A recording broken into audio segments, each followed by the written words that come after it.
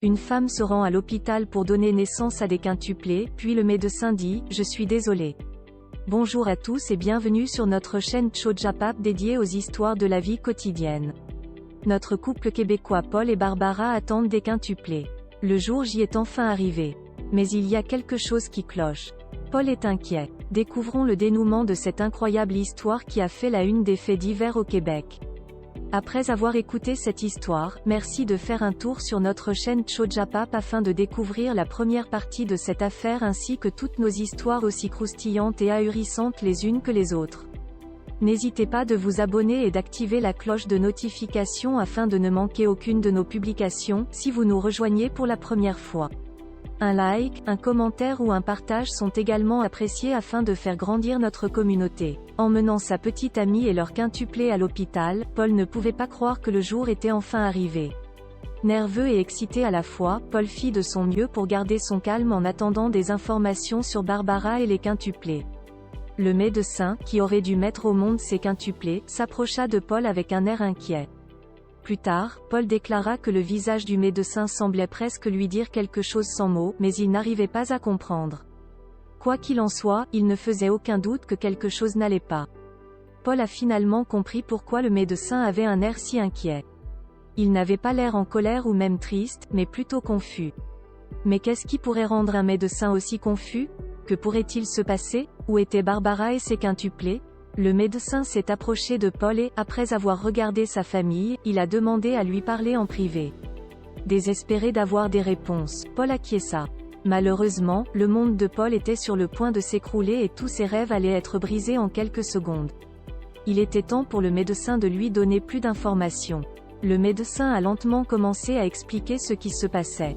La confusion a commencé lorsque Paul et Barbara sont venus pour la première fois mettre au monde les quintuplés. Malgré plusieurs recherches, à divers endroits, l'hôpital n'a pu trouver aucune trace de la grossesse de Barbara. De plus, il ne pouvait contacter personne qui pouvait confirmer quoi que ce soit sur la grossesse. Paul était confus. Comment pourrait-il n'y avoir aucun enregistrement?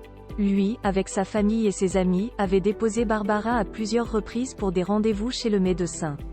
Comme ils n'ont pas pu trouver les dossiers, a-t-il expliqué, une infirmière avait ordonné un test sanguin.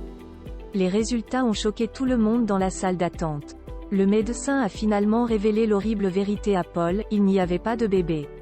Du tout. En fait, Barbara n'était pas enceinte. Les médecins m'ont dit que c'était une grossesse fantôme, se souvient Paul plus tard.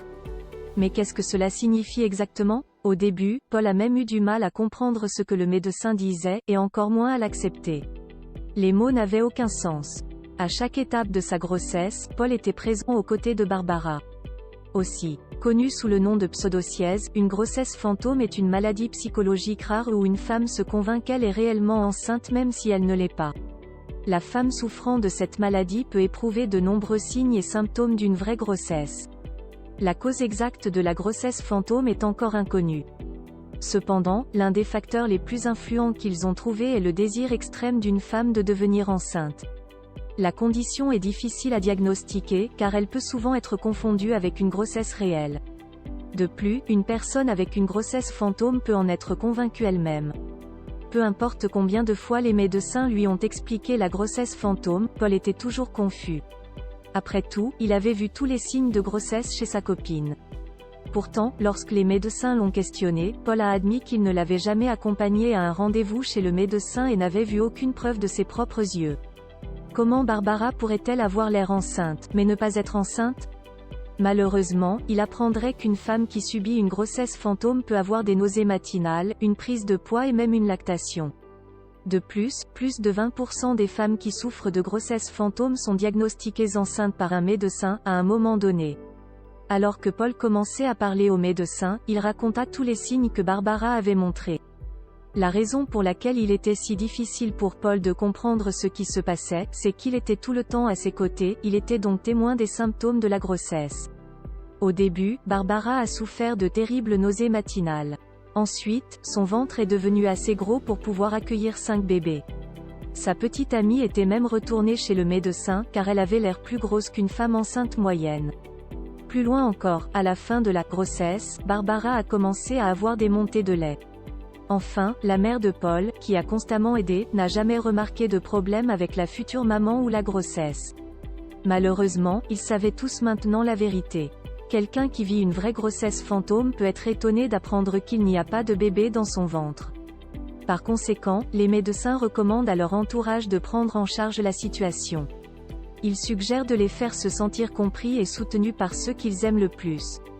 Ainsi, après l'annonce de l'histoire de Barbara, certains médecins ont dit de ne pas se précipiter pour la juger.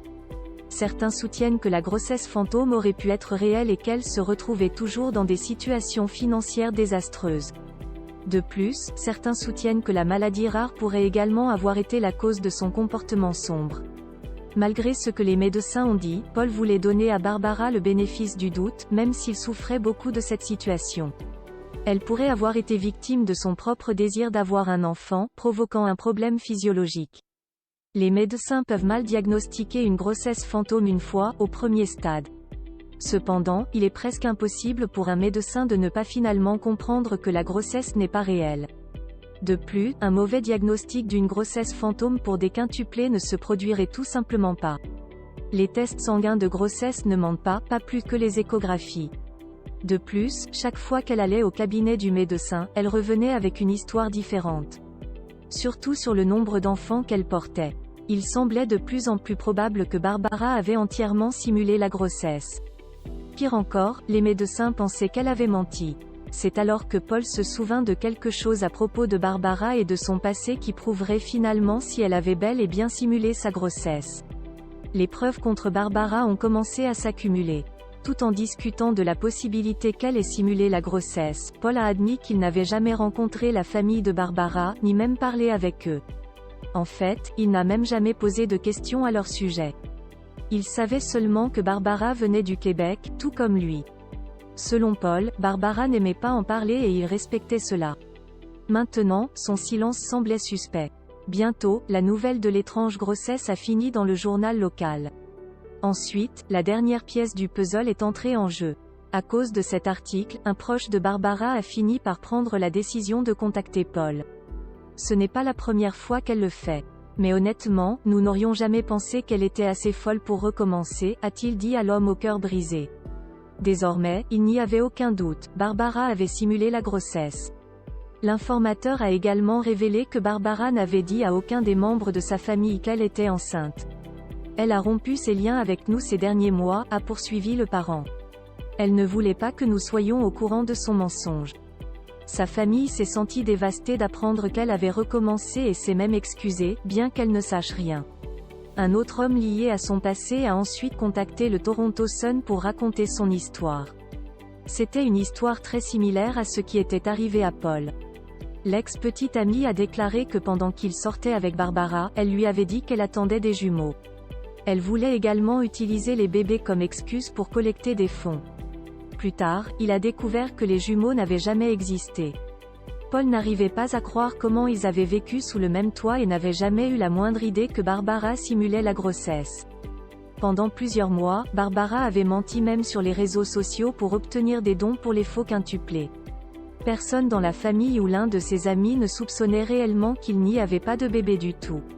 Bientôt, l'ex-futur père avait besoin de dire à tout le monde ce qu'il ressentait.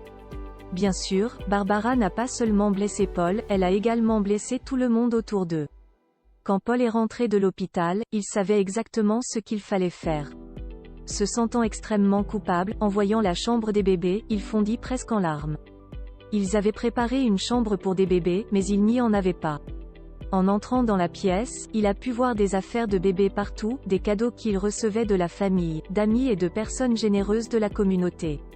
Il a fait de son mieux pour expliquer ce que Barbara avait fait à sa famille, à ses amis et à la communauté en ligne qui s'était constituée autour de leur grossesse. L'histoire de Paul Servat et Barbara Bienvenue a attiré beaucoup de public. En peu de temps, People, le Toronto Sun et bien d'autres journaux ont publié des articles sur la fausse grossesse. La plupart ont critiqué Barbara d'avoir menti. Certains se sont même demandé si Paul n'aurait pas dû remarquer quelque chose qui clochait plus tôt. Les grossesses multiples présentent un risque extrêmement élevé et elle aurait dû aller voir des spécialistes, subir des contrôles constants, a commenté une femme. Ce n'est pas comme simuler une grossesse normale. Je n'arrive pas à croire qu'il y a des gens qui ont cru à son histoire. Notre futur papa était sûrement aveuglé par la joie de former une famille et l'amour pour sa dulcinée. Il n'avait donc aucune raison de ne croire en la grossesse de Barbara, d'autant plus qu'elle avait tous les symptômes. Pensez-vous qu'il était facile de démasquer Barbara? Avez-vous vécu ou entendu parler d'histoires similaires? Merci de nous le faire savoir en commentaire. Merci également de vos likes, commentaires et partages pour nous motiver et agrandir notre communauté. Vous avez une histoire, un témoignage que vous souhaitez partager avec nous?